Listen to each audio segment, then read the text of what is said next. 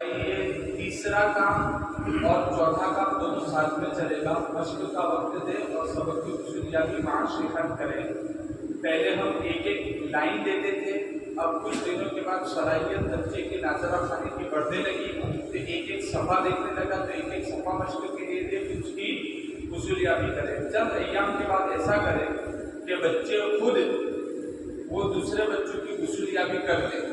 یعنی بچوں کو فقط محض تعلیم ہی دینا ہے، تعلیم کے ساتھ ساتھ تدریب بھی کرنا ہے. ہم نے شروع سے کہا ہے کہ ہوشیار بچے ہیں، کمزور بچوں کو ان کے متعلق کرو. تو ہمارے یہاں سے فقط معلم بن کر نہیں بلکہ مدرس بن کر بھی جائیں گے. بچوں کو پڑھانے کا طریقہ بھی آئے گا. سمجھ میں بات ہے؟ تو چند ایام گزر جائے، اس کے بعد ایک ایک صفحہ ہو جائے. پھر ایک بچے کو کہو چلو تم پڑھ کے سناؤ سب بچوں کو، پھر دوسرے کو کہے تم اپنا صفحہ پڑھ کے سناؤ، تیسرے کو کہے تم اپنا ایک صفحہ پڑھ کے سناؤ.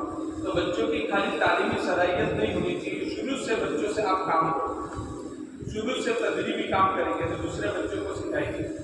جی ہمارے بچے کو ایسے ہو جانے چاہیے مولانا، اتنی شیخت آ جانی چاہیے اور قرآن شریف کو اتنا صحیح پڑھنا چاہیے کہ اگر ہم کہیں چلے گئے اور ہماری جگہ کوئی دوسرا امام نہیں ہے تو ہم اپنے بچوں کو جو بالغ ہے وہ چھوٹے کو نہیں، تو ہمارے پاس جو پڑھے ہوئے بچے ہیں ان کو ہم مسئلے پر کھڑا کر دیتے تو نماز صحیح ہو جائے. سمجھ میں بات ہے؟ اتنی فکر کرنی چاہیے. اس کے بعد قواعد کا مذاکرہ. میں نے بتایا کہ قواعد کے مذاکرے میں جہاں قاعدے کی ضرورت ہے کہ آپ وہاں قاعدہ کچھ لوگ جہاں قاعدے کی رعایت کرتا ہے وہاں پوچھنے کی ضرورت نہیں. اخیری چیز ہے لہجے پر محنت. اس پر بات نہیں ہوئی ہماری. لہجے پر محنت بہت ضروری ہے اور لہجہ یہ 5ویں نمبر کی چیز ہے، اس کو پہلے نمبر پر کرنا ہے. ٹھیک ہے؟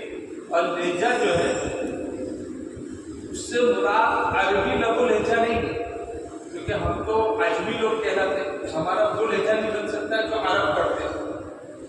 لہجے سے مراد یہ ہے کہ بھائی مکتب کا لہجہ لاؤ. مثلا مکتب کا لہجہ کیا ہے؟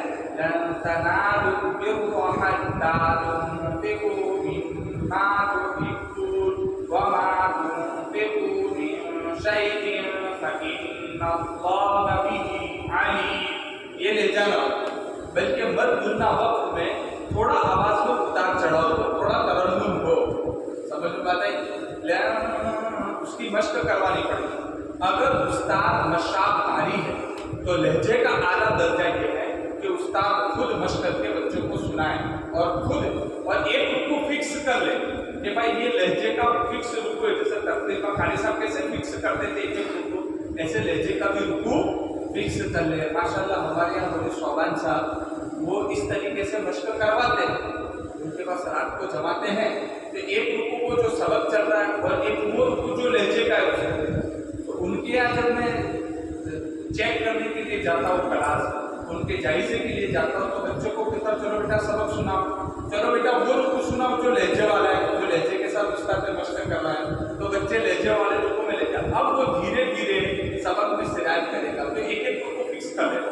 تو استاد اگر مشاق قاری ہے تو لہجے کا ایک رکو فکس کر کے اس کے اچھے طریقے سے مشق کرنا ہے. پہلے ایک رکو میں اچھا لے جائے گا پھر پورے سبق میں دھیرے دھیرے آ جائے گا. پھر ادنا اوسط درجہ یہ ہے کہ اگر بچے کا لہجہ اچھا ہو تو بچے سے کہے کہ بیٹا تم بیٹھو اور سارے بچوں کو یہ رکو مشق کراؤ، اپنے ساتھیوں کو یہ رکو مشق کراؤ، اس کو مشق کے لیے سپرد کرے. ویسا ہوگا کئی مرتبہ ایسا دیکھا کہ استاد کا کوئی لہجہ نہیں لیکن اس کے بچے اعلیٰ لہجے سے پڑھتے، عمدہ لہجے سے پڑھتے. کیوں؟ کہ بھائی اس نے محنت کی ہے لہجے کی. سمجھتے ہیں؟ بچے کا لہجہ تب بھی سنا ہے. پھر لہجے کا ایک مرتبہ کلاس میں ماحول بنتا ہے نا، تو ایسا ماحول بنتا ہے کہ حصہ اول اور ثانی والے مثالیں بھی لہجے سے پڑھتے ہیں. حصہ اول ثانی دورانی قاعدے والے بھی مثالوں کو لہجے سے پڑھنے کی کوشش کرتے ہیں کیونکہ آپ نے ایک ماحول بنا دیا. پھر اس ماحول میں ہر آنے والا قرآن کا طالب علم ڈرتا ہے، پھر وہ لہجے کی پکڑ کے ساتھ ہی شروع سے پڑھتا ہے. تو آپ کو لہجے کا ماحول بنا دیا. ادنا درجہ یہ ہے کہ بھائی ٹیپ ریکارڈنگ کے ذریعے کسی قاری کی طرح کو سنائی جاوے جو مشکل لہجہ نہ ہو بلکہ بالکل آسان ہو. ایسا لہجہ بچوں کو روزانہ ایک رکو سنایا جاوے، اس کی روزانہ مشق کرے، پھر اس کی آپ اصولیابی کریں. بلوٹوتھ کے ذریعے موبائل سے کنیکٹ کر کے وہ بلوٹوتھ رکھ دے وہ رکو کی روزانہ مشق ہوتی رہے. تو آپ ایسا بھی کر سکتے ہیں. تو یہ لہجے کی مشق میں کچھ بات تھی تو میں نے آپ کو بتا دی. لہجہ بہت ضروری ہے. لہجے پر بھی محنت کرنی چاہیے، لیکن لہجہ اس بچے کے لیے ہے، ابھی بھی کہہ رہا ہوں، جس بچے کے اندر صحت اور جو بچہ روانی اور صحت کے اعتبار سے کمپلیٹ ہو، جو بچہ روانی اور صحت میں کمی ہو اس کو لہجے کی مشق نہ کرائیں، ورنہ میں نے بتایا کہ قرآن پڑھنے میں پھر کتنا بھدا مار ہوتا ہے، اس لیے ایسا نہ کریں، ٹھیک ہے بھائی۔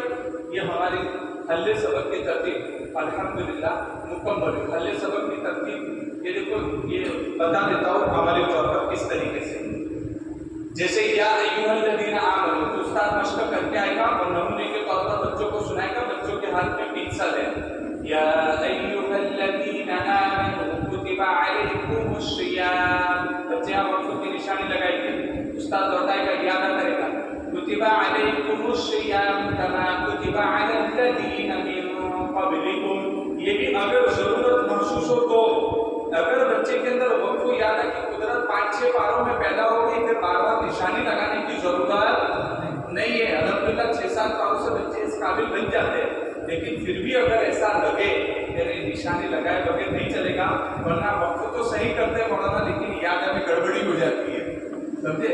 تو پھر وہ نشانی آپ ضرور لگائیں، کما کتب علیکم کما کتب علی الذین من قبلکم لعلکم تتقون ایاما معدودات فمن كان منكم مريضا أو على سفر فعدة من أيام أخر، سمجھے؟ اگر لگے کہ بھائی زیادہ ہو رہا ہے تو او علی سفر پر وقف کر دے، او علی سفر سے پھر فعدة من أيام أخر وعلى الذين يطيقونه فدية طعام مسكين، یا وقت کی نشانی آلریڈی موجود ہے، فمن تطوع، مشکل کلمہ یہ پہلے سے سمجھا دینے کا بچوں، فمن تطوع خيرا فهو خير له وأن تصوموا خير لكم إن كنتم تعلمون، سمجھنا کی بات، یہ روزانہ مشق کر کے بچوں کو سنائیں، یہ ہماری الحمدللہ ترتیب وقفی مشقی مکمل ہے۔ خلاصہ یہ ہے کہ قاعدے کے ذریعے قرآن کلمات بلا تعمل پڑھنے کے بچے میں طاقت پیدا ہوتی ہے، قاعدہ پڑھاتے اس سے کیا ہوتا ہے، قرآن کلیم میں بچے بلا تعمل پڑھ لیتے ہیں، ترتیب تلافی کے ذریعے مشق کلمات کی صلاحیت پیدا ہوتی ہے، ترتیب تلافی ہم بچوں کو ترتیب تلافی سے پڑھاتے ہیں، اس کی صلاحیت پیدا ہوتی ہے مشق کلمات کی، ترتیب اتصالی کے ذریعے اتصالی کلمات کی صلاحیت پیدا ہوتی ہے، اور ترتیب مشقی وقفی کے ذریعے اتصال جملہ کی صلاحیت پیدا ہوتی ہے، اور میں نے بتایا تھا جب صفحہ کی سبق بڑھتا ہے ایک صفحہ تو اس صورت میں سبق کی بھی مقدار بڑھتی ہے، ساتھ ساتھ جملے کی بھی مقدار بڑھتی ہے، یعنی کہ وہ جملے سے کہاں چلا جاتا ہے، آیت پر چلا جاتا ہے، سمجھ میں بات آئی؟ یہ ترتیب وقفی مشقی ہے، یہ ہمارا الحمدللہ حل سبق کا، ہم لوگوں کو حل سبق کی ترتیب انشاءاللہ معیار کو بعد میں سمجھائیں گے۔